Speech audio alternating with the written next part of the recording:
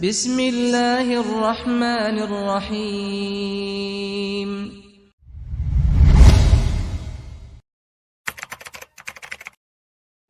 Bismillahirrahmanirrahim. Assalamualaikum warahmatullahi wabarakatuh.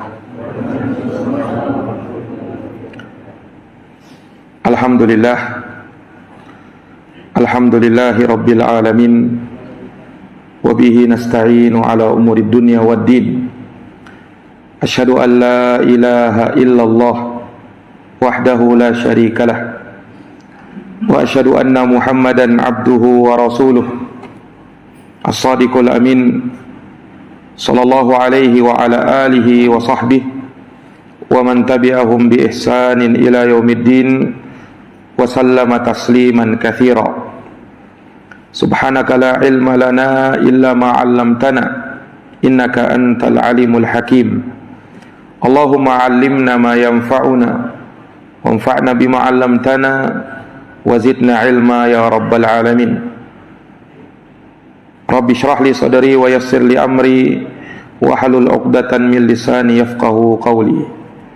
Amma ba'd, ma'asyaral muslimin, bapak dan ibu yang dirahmati dan dimuliakan oleh Allah. Alhamdulillahi bi ni'matihi tatimmus shalihat. Segala puji hanya bagi Allah yang dengan nikmat-nikmatnya tertunai segala amal-amal kebajikan. Salawat dan salam semoga terhatur limpahkan kepada junjungan kita Nabi Agung, Nabi besar Muhammad sallallahu alaihi wasallam, kepada keluarga, para sahabat, serta orang-orang yang senantiasa meniti jalannya sampai hari kiamat.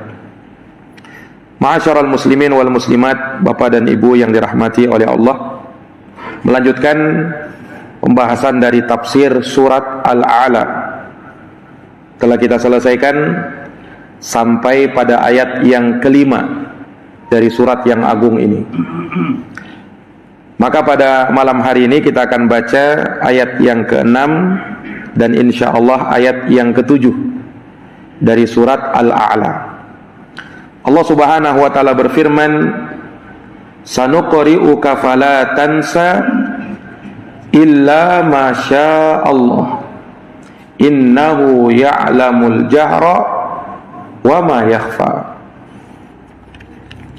Sanuqri'uka fala tansa, dan kami akan membacakan kepadamu wahai Muhammad ayat-ayat Quran sehingga engkau tidak akan pernah melupakannya.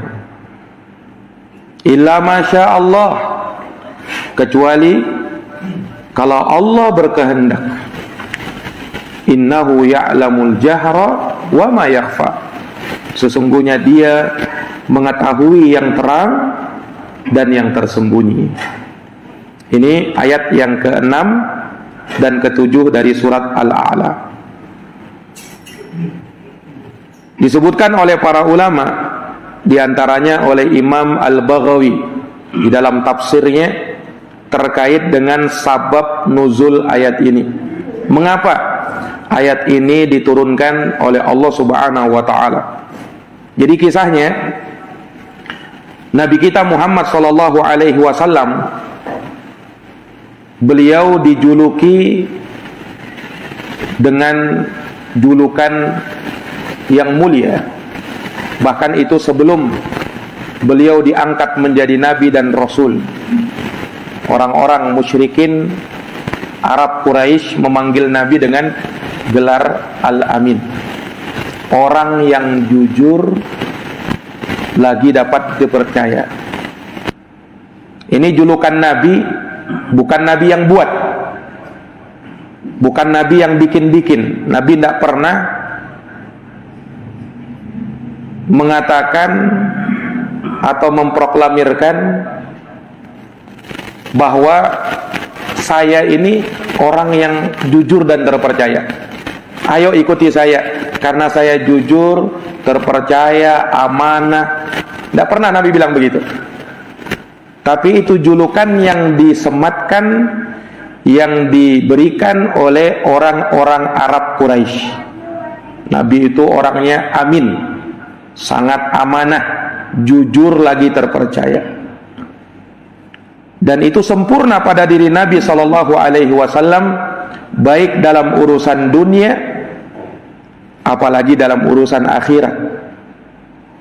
Oleh karenanya Rasulullah sallallahu alaihi wasallam ketika beliau diangkat menjadi nabi dan rasul, maka beliau menunaikan amanah yang Allah Subhanahu wa taala berikan berupa tugas yang besar yang Allah Subhanahu wa taala berikan kepada nabi agar menyampaikan risalah dari Allah Subhanahu wa taala, yaitu wahyu dari sisi Allah yang diberikan melalui perantaraan malaikat Jibril, yang kemudian malaikat Jibril menyampaikannya kepada Nabi sallallahu alaihi wasallam, yang kemudian Allah perintahkan kepada Nabi untuk menyampaikan itu kepada umatnya. Ini tugasnya Nabi sallallahu alaihi wasallam. Dan tugas ini bukan tugas ringan. Tugas berat dia itu. Karena Allah perintahkan kepada Nabi untuk menyampaikan, membacakan ayat-ayat Quran, tidak boleh kurang satu ayat pun, bahkan satu kata pun, bahkan satu huruf pun tidak boleh kurang. Nah, kita tahu ayat-ayat Quran itu sangat banyak, 6.000 ayat lebih Quran itu. Nah, itu kewajiban Nabi menyampaikan ayat itu kepada umatnya. Tidak boleh kurang satu ayat, tidak boleh kurang satu kalimat, tidak boleh kurang satu kata, bahkan satu huruf. Nah, ini luar biasa tentunya tanggung jawab yang diemban oleh Nabi Sallallahu Alaihi Wasallam. Dan subhanallah, Nabi telah sampaikan risalah ini. Nabi telah bacakan ayat demi ayat kepada umatnya, sehingga beliau telah menyampaikan amanah, memberikan nasihat yang sempurna kepada umat, dan telah berjuang untuk hal tersebut dengan sebenar-benarnya perjuangan. Nabi sampaikan, Nabi bacakan, bahkan Nabi ajarkan kepada umatnya, mulai dari ayat yang terpendek sampai ayat yang terpanjang dibacakan oleh Nabi, diajarkan oleh Nabi. Ayat yang terpanjang dalam Quran, Pak, itu terdapat di surat Al-Baqarah ayat 282. Ayat paling panjang itu dalam Quran itu. Bayangkan satu ayat itu satu lembar, satu halaman penuh. Cuman satu ayat aja itu. Ayat yang berbicara tentang utang. Paling panjang dia dalam Quran. Ya ayyuhalladzina amanu idza tadayantum bidainin ila ajalin musamma faktubuhu. Wahai orang-orang yang beriman, apabila kalian berutang dengan cara tidak tunai sampai batas waktu yang telah ditentukan, maka catat utangmu itu. Khawatir kamu lupa. Nah, makanya kalau berutang itu, Pak, dicatat utang kita. Mana tahu kita lupa, mana tahu kita meninggal, tidak ada yang bayarkan utang kita. Nah, maka dalam ayat disuruh catat itu utang itu. Para jamaah yang dirahmati dan dimuliakan oleh Allah, nah ini diajarkan oleh Nabi Sallallahu Alaihi Wasallam kepada umatnya. Jadi Nabi bukan sekedar bacakan, tapi Nabi jelaskan juga itu ayat. Bayangkan ayat demi ayat diajarkan oleh Nabi Sallallahu Alaihi Wasallam. Nah, para jamaah yang dirahmati dan dimuliakan oleh Allah, karena tugas yang berat ini, Nabi kita Muhammad Sallallahu Alaihi Wasallam bersungguh-sungguh untuk menjaganya dan bersungguh-sungguh untuk menghafalkannya. Makanya ketika malaikat Jibril datang menyampaikan wahyu, maka Nabi Sallallahu Alaihi Wasallam sudah siap-siap itu. Bahkan disebutkan dalam riwayat, ketika malaikat Jibril menyampaikan wahyu, membacakan Quran kepada Nabi, kalau ayatnya itu panjang, malaikat Jibril belum selesai baca, Nabi kita Muhammad sallallahu alaihi wasallam sudah mengikutinya dari awal ayat. Nabi baca dari awal ayat, malaikat Jibril belum selesai. Maka karena peristiwa itu Nabi kita Muhammad sallallahu alaihi wasallam ditegur oleh Allah Subhanahu wa taala. Ini para jamaah sekalian, maksudnya Nabi baik supaya ayat itu betul-betul terhafalkan oleh Nabi. Maka Allah Subhanahu wa taala memberitakan kepada Nabi, jangan kau khawatir. Ayat yang sudah diajarkan, ayat yang sudah dibacakan oleh malaikat Jibril, engkau tidak akan pernah melupakannya. Mana dalilnya? Nah, ayat ini. Surat Al-A'la ayat yang ke-6. Sanuqri'uka fala tansa. Dan kami akan bacakan ayat demi ayat Quran ini kepadamu, wahai Muhammad, fala tansa, sehingga kamu tidak akan bisa lupa. Jadi Nabi khawatir, Pak, karena saking banyaknya ayat Quran itu, Nabi khawatir lupa. Maka dijamin oleh Allah, engkau wahai Muhammad tidak akan bisa lupa. Betul-betul kami tanamkan Quran itu dalam hatimu. Dan ini kan mukjizat Nabi sallallahu alaihi wasallam. Dari mana kita bisa pahami Quran itu mukjizat Nabi? Nabi itu kan dikatakan sebagai nabiyun ummi, nabi yang buta huruf, Pak. Lam yaktub wa lam yaqra. Beliau tidak bisa baca, beliau tidak bisa nulis. Nah, hebatnya beliau seperti itu, tapi bisa hafal Quran, bisa menyampaikan Quran. Nah, disinilah mukjizatnya Nabi. Untuk Allah nampakkan, lihat Nabi ini, betul-betul dia seorang Nabi. Kenapa? Dia tidak bisa baca, dia tidak bisa nulis. Ada hikmahnya.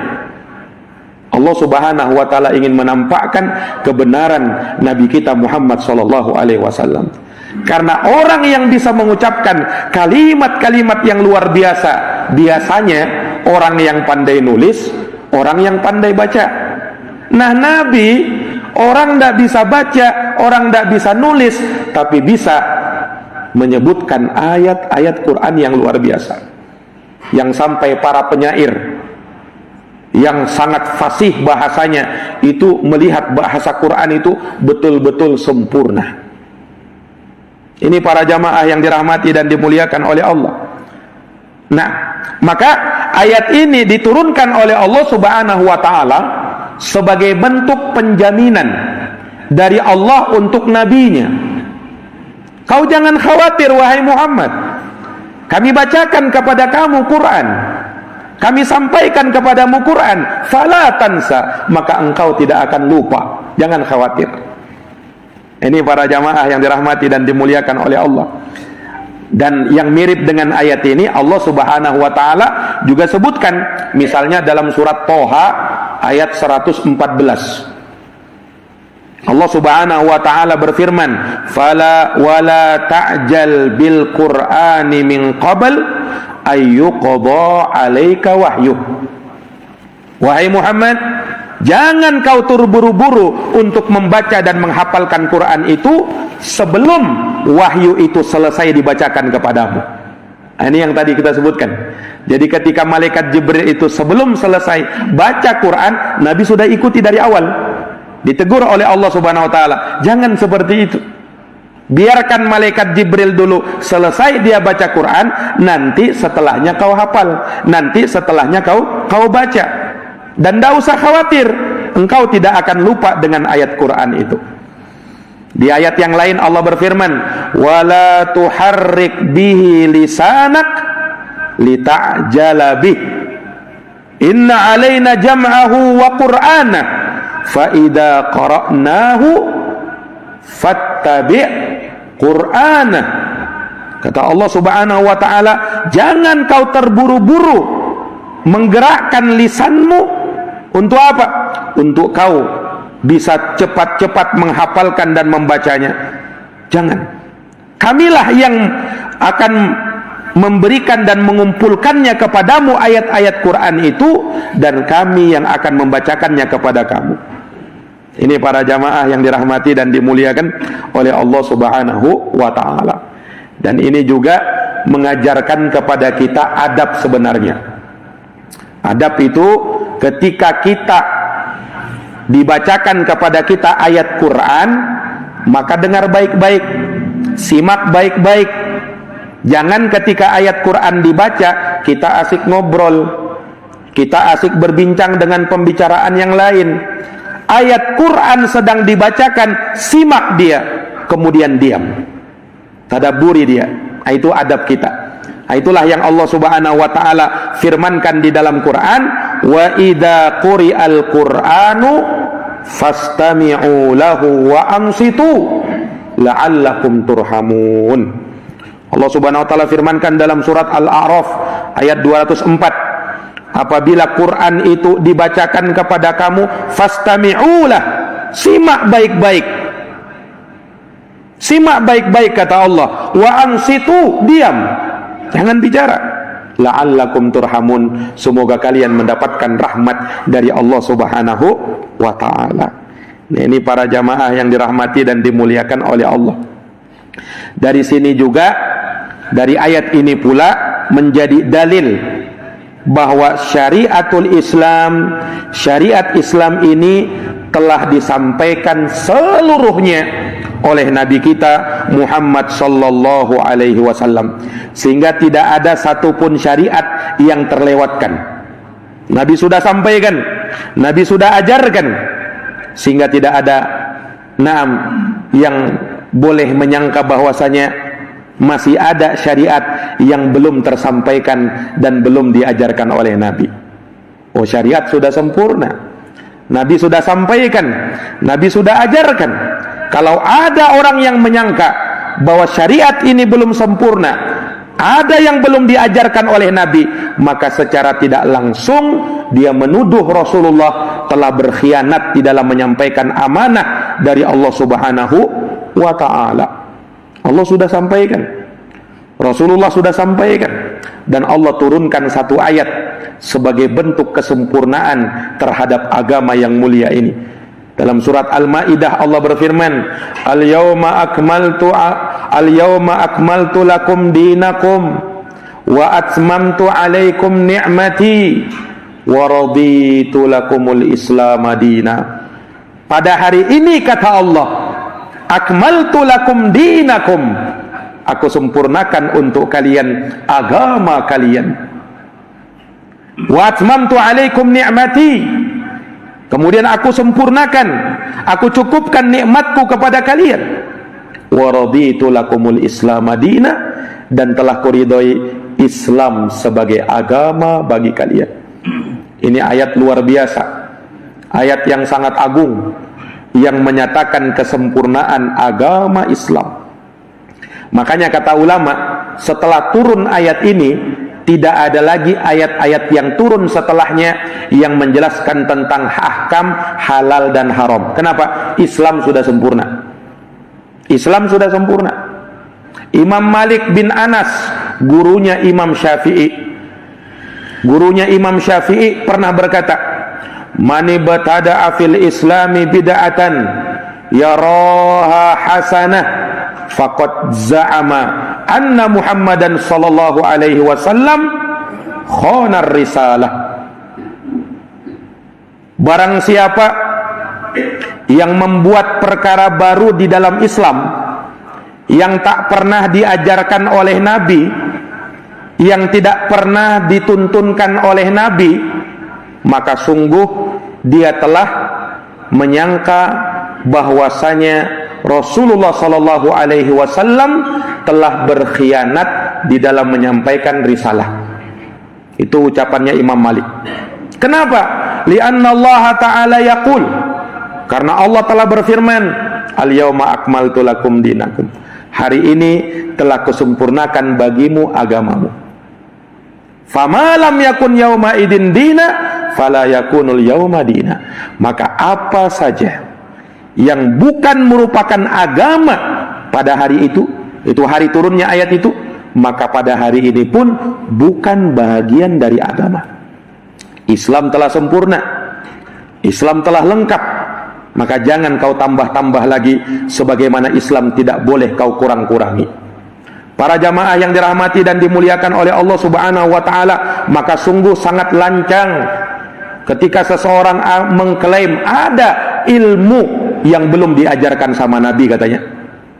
Ilmu apa itu? Ilmu kebal. Ilmu kebal itu belum diajarkan sama Nabi itu katanya. Subhanallah. Para jamaah yang dirahmati dan dimuliakan oleh Allah Subhanahu wa taala, Islam agama yang sempurna. Apa yang dituntunkan oleh Nabi itu yang terbaik. Apa yang dilarang sama Nabi maka itu yang jelek. Apa yang ditinggalkan oleh Nabi, tinggalkan dia. Ilmu kebal, ilmu yang tak pernah diajarkan oleh Nabi. Andaikan kebal itu baik, niscaya Nabi SAW orang yang paling kebal. Tapi ternyata di perang Uhud, Nabi SAW berperang, pecah gigi gerahamnya Nabi SAW.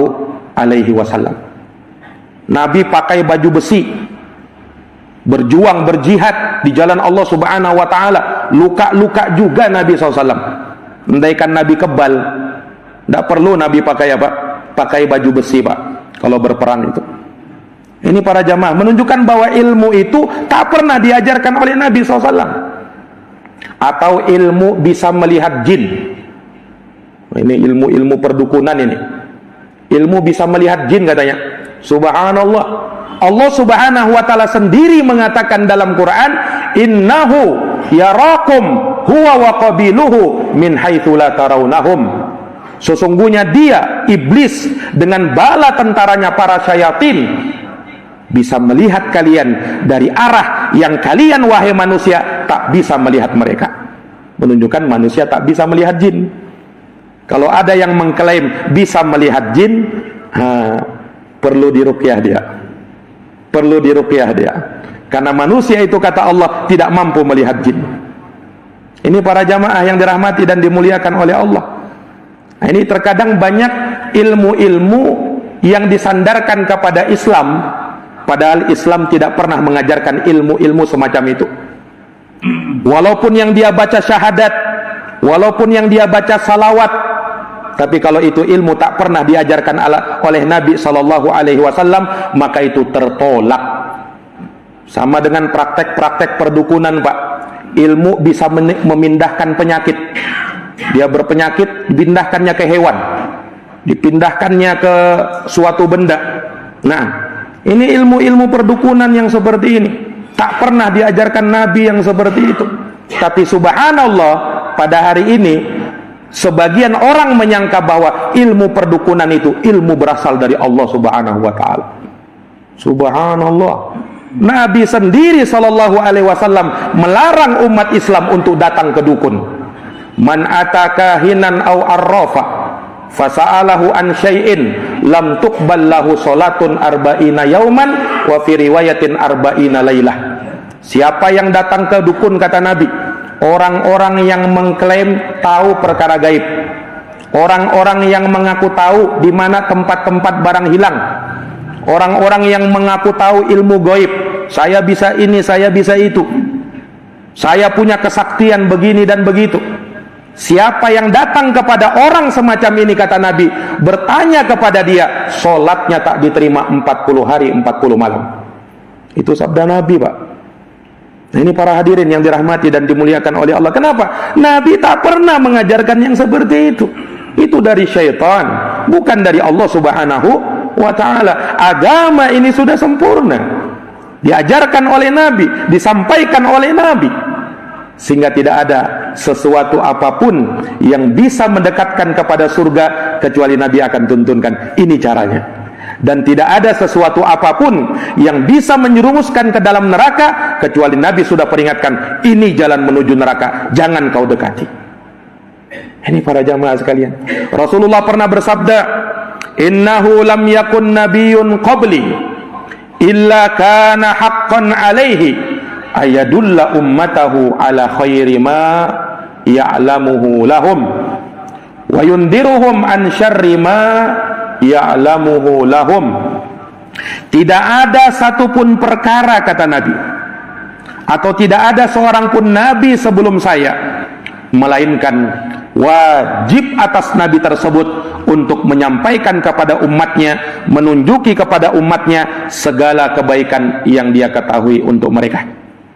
dan memperingatkan kepada umatnya segala kejelekan yang ia ketahui untuk mereka. Ini jamaah sekalian, berarti segala yang kebaikan sudah diajarkan oleh Nabi kan? Segala yang jelek sudah diperingatkan oleh Nabi kan?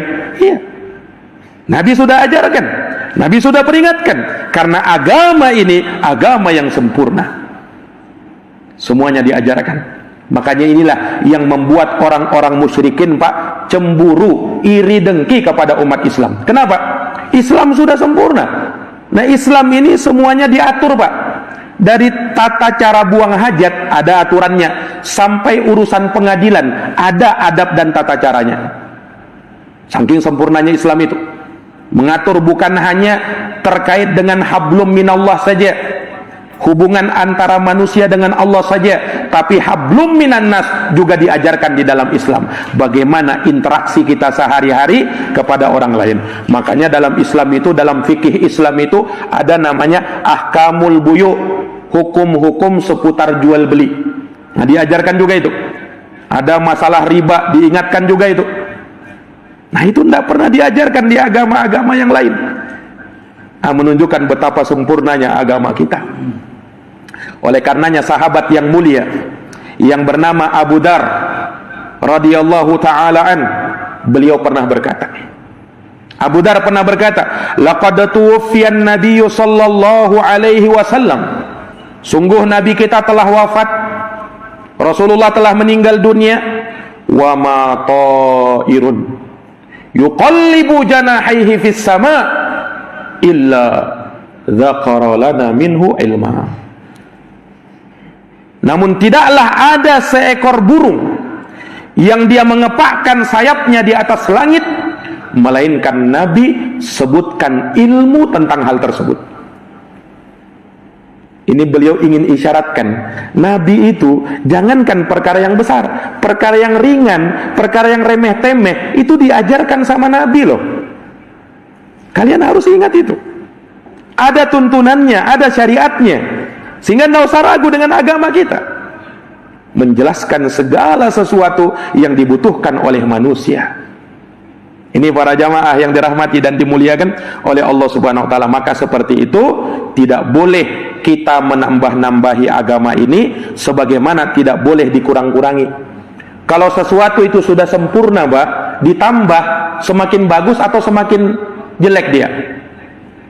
Sesuatu sudah sempurna, kalau ditambah semakin buruk dia sebenarnya. Contoh misalnya manusia, Pak. Allah ciptakan manusia dengan sebaik-baik bentuk. Laqad khalaqnal insana fi ahsani taqwim. Manusia itu bentuknya paling sempurna. Bagaimana ciptaan Allah Subhanahu wa taala? Manusia punya dua mata, dua telinga, dua tangan, dua kaki. Coba misalnya kalau ditambah satu matanya, taruh di belakang, semakin ganteng tidak manusia itu? Atau semakin jelek? Allah sudah ciptakan matanya cuma dua, jangan ditambah-tambah lagi. Atau misalnya manusia punya dua tangan, ditambah lagi tangannya satu tumbuh di sini. Kira-kira semakin bagus atau semakin anu itu? Karena apa? Sudah sempurna ciptaan Allah Subhanahu wa taala. Ini para jamaah sekalian yang dirahmati oleh Allah. Nah, sama dengan agama. Agama kita sempurna, maka jangan ditambah-tambah lagi. Para jamaah yang dirahmati dan dimuliakan oleh Allah, Rasulullah pernah bersabda dalam hadis riwayat Muslim, "Man amila amalan laisa alaihi amruna fahuwa rad." Barang siapa yang beramal suatu amalan yang tak pernah dituntunkan dan dicontohkan oleh Nabi, maka dia tertolak. Maka diingatkan di dalam ayat ini, Allah Subhanahu wa taala tidak mungkin lupa dari menyampaikan risalah, dan Rasulullah SAW tidak mungkin lupa dari menyampaikan hal tersebut kepada umatnya. Sanuqri'uka fala tansa, maka kami bacakan Quran ini kepadamu wahai Muhammad, maka kamu tidak akan lupa. Fala tansa, ini jaminan untuk Nabi kan? Jaminan untuk Nabi seorang, Pak. Kalau umatnya ketika Quran itu dibacakan, kita ini mudah lupa, Pak. Sering lupa kita ini. Nah, makanya Quran itu bukan ayat-ayat yang mudah untuk dihafalkan. Allah Subhanahu wa taala mudahkan dia, tetapi ketika sudah dihafalkan, cepat sekali dia hilang. Hari ini dia hafal, belum tentu dia bisa mungkin seperti hari itu dia hafal. Makanya Rasulullah pernah berpesan, kata Rasulullah SAW, ta'ahadul Quran, sering-sering kalian murojaah, mengulang-ulang bacaan Quran itu. Kenapa? Fawalladhi nafsi biyadih, demi Allah, demi yang jiwaku berada di tangannya, lahuwa asyaddu tafallutan minal ibli fi aqliha. Karena Quran itu lebih mudah, cepat, lebih cepat dia hilang, maksudnya terlupakan oleh manusia, melebihi seekor onta kalau diikat oleh tuannya, naam, akan mudah lepas. Onta itu Pak, hewan yang paling pandai. Kalau dia diikat oleh tuannya, dia bisa lepas itu ikatan itu. Bisa dia lepas itu ikatan itu. Nah, Nabi SAW menyebutkan, menggambarkan hafalan orang terhadap Quran itu bisa lebih mudah untuk lepas, melebihi mudahnya onta lepas dari ikatannya. Nah, ini para jamaah, makanya sering-sering murojaah Al-Quran, sering-sering kita baca Quran, sering-sering kita buka Quran, sering-sering kita tadabburi Al-Quran itu. Para jamaah yang dirahmati dan dimuliakan oleh Allah, Allah berikan jaminan kan untuk Nabi kan, sanuqri'uka fala tansa, kami bacakan kepadamu Quran dan kami jamin kau tidak akan lupa wahai Muhammad. Hanya Allah Subhanahu wa ta'ala sebutkan di ayat yang ke-7, illa masya Allah, kecuali kalau Allah Subhanahu wa ta'ala berkehendak. Maksudnya apa ayat ini?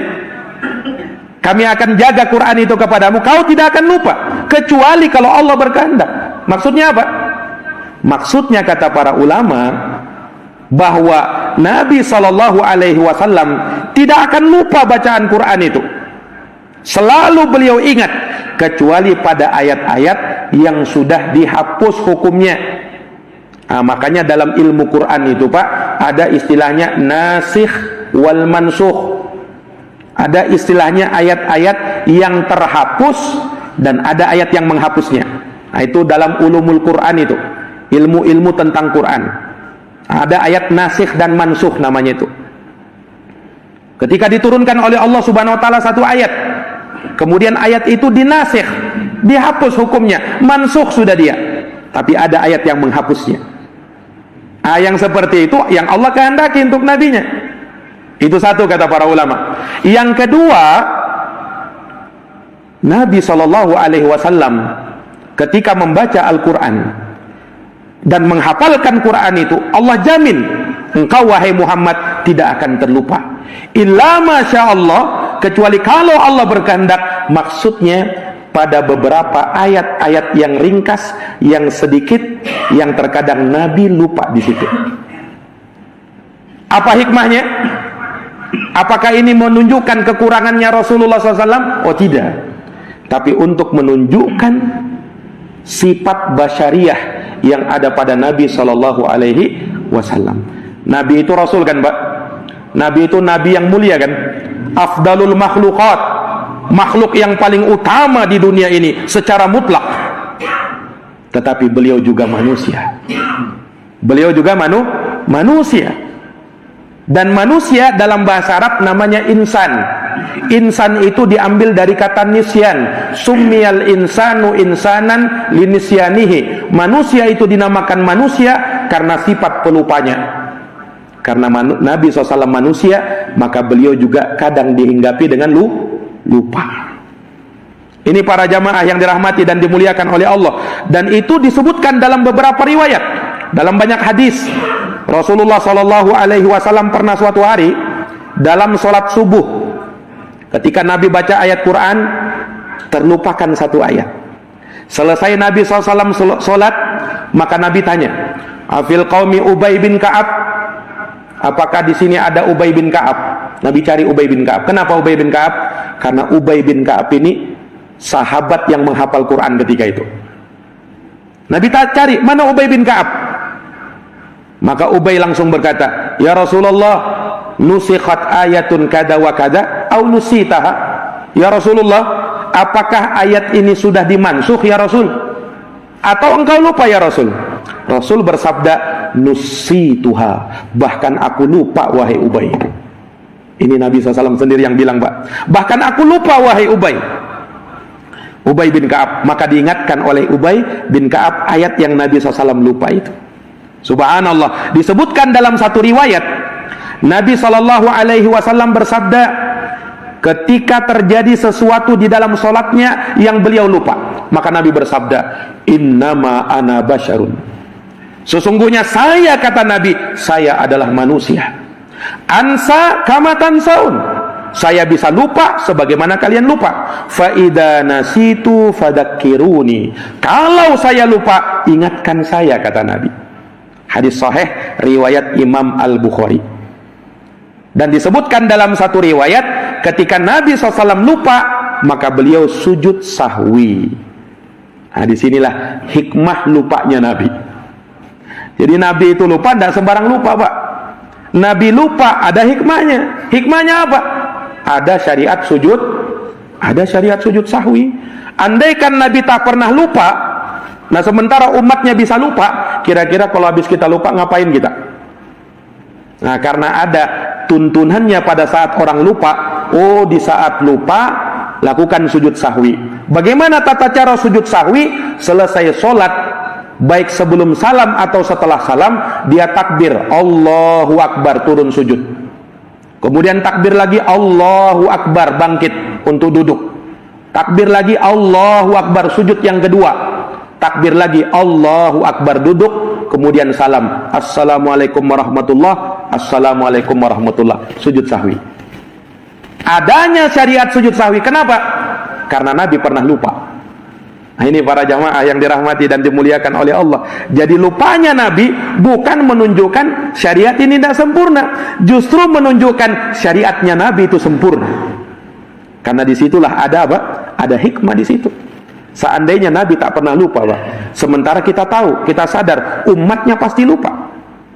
Bagaimanapun hafalan seseorang, mesti dia pernah lupa. Bagaimanapun kuatnya hafalan seseorang, mesti pernah dia tertinggal satu atau dua ayat. Ini jamaah sekalian. Maka di situ ada syariat sujud sahwi. Ini para jamaah. Dan Nabi SAW mengungkapkan, innama ana basyar, saya ini manusia biasa. Saya bisa lupa sebagaimana kalian lupa. Kalau aku lupa, ingatkan saya, kata Nabi SAW. Ini para jamaah yang dirahmati dan dimuliakan oleh Allah. Makanya di sana ada ahkamun nisyan, hukum-hukum seputar orang yang lupa. Nah, ini perlu kita pelajari, Pak, karena kita ini pelupa, kita ini. Nah, makanya kita pelajari hukum-hukum orang yang lupa itu.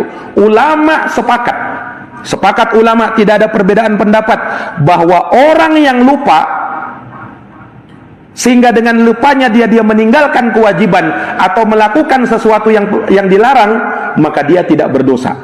Kenapa? Lupa itu uzur bagi dia. Nah, ini hukum pertama yang kita dapat.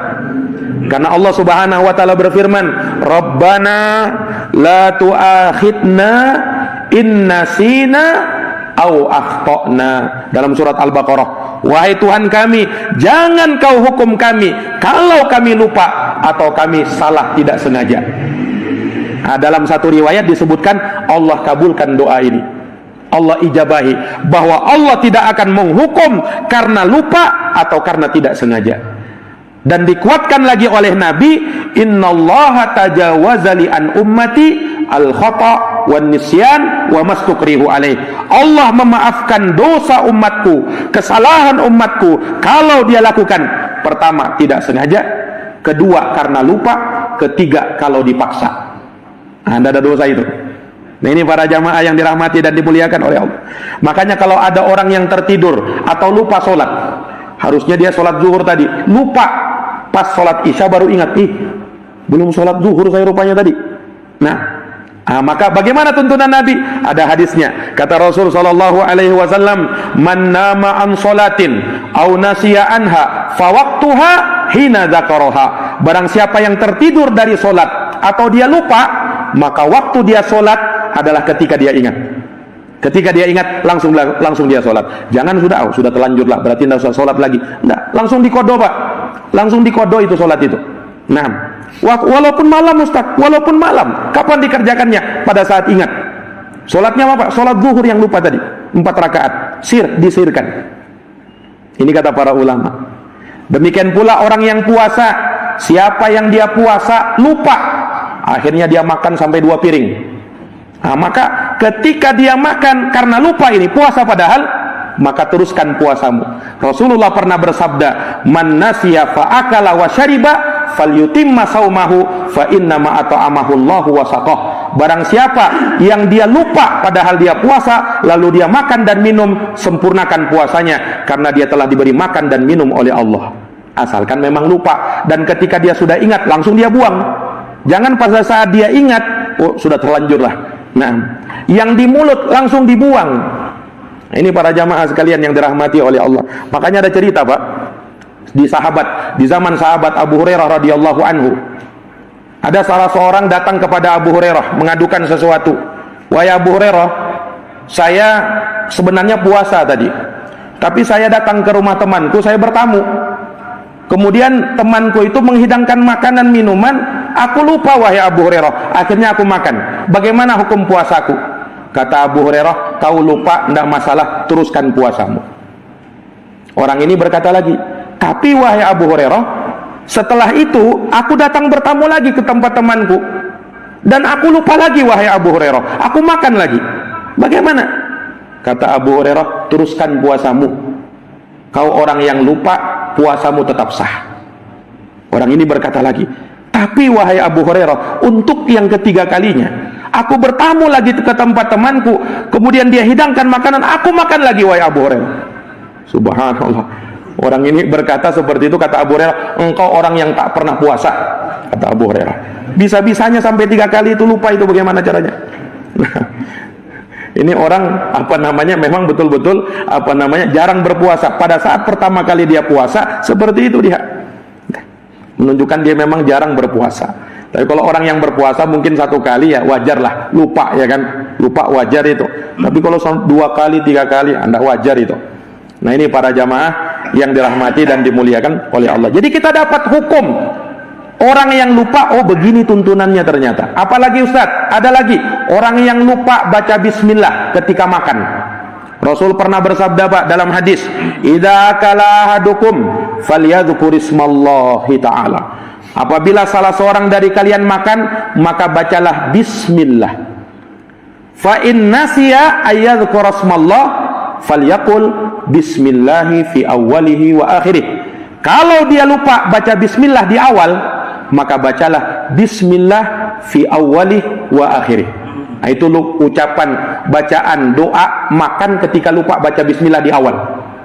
Walaupun tinggal 1 suapan Ustaz, walaupun tinggal 1 suapan, baca bismillah fi awwalihi wa akhirih baru makan.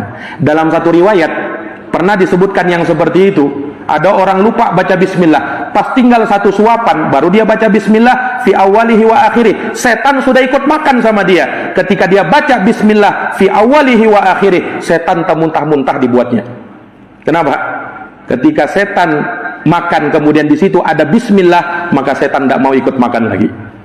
Karena kata Nabi SAW, kalau salah seorang dari kalian makan, maka setan akan menyertai dirinya. Maka jangan sampai kau lupa membaca bismillah. Dengan nama Allah, itu akan mengusir setan ikut makan bersama kita. Makanya seringkali kita makan itu tidak kenyang-kenyang, Pak. Sudah 1 piring, 2 piring kita makan tidak kenyang-kenyang. Nah, kenapa? Oh, setan ikut makan bersamanya. Dia lupa baca bismillah. Ya tentunya sesuai dengan porsi masing-masing lah. Ada juga orang memang makan 1-2 piring itu ya belum kenyang karena porsinya memang begitu. Nah, tapi kalau memang kita porsinya begini ternyata tidak kenyang-kenyang, jangan-jangan lupa baca bismillah. Jangan-jangan lupa baca bismillah. Para hadirin yang dirahmati dan dimuliakan oleh Allah Subhanahu wa taala. Maka ini diantara hukum-hukum orang yang lupa yang diajarkan oleh Nabi sallallahu alaihi wasallam. Insyaallah taala kita akan lanjutkan di pertemuan yang akan datang. Semoga bermanfaat, semoga menambah ilmu dan iman. Jazakumullahu khairan katsiran. Subhanakallahumma wa bihamdika asyhadu an la ilaha illa anta astaghfiruka wa atubu ilaik. Subhana rabbika rabbil izzati amma yasifun wa salamun alal mursalin walhamdulillah Rabbil alamin. Assalamualaikum warahmatullahi wabarakatuh.